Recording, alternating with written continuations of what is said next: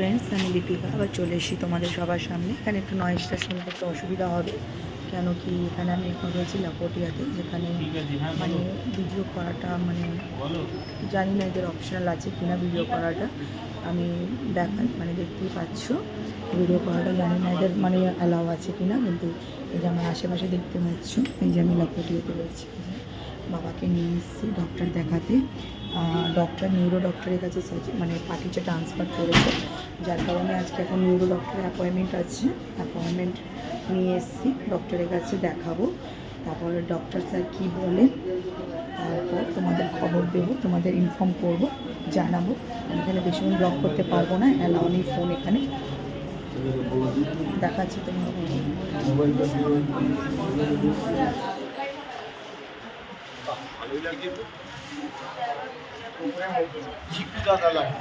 দেখেছো তোমরা সব। বাবা বসে আছে, আমাদের লাইন আসেনি, নাম্বার আসেনি, এবার আসবে, ঠিক আছে। তো আগে কী হয় তোমাদের ইনফর্ম করবো, একটু ওয়েট করো, আমার সঙ্গে থাকো।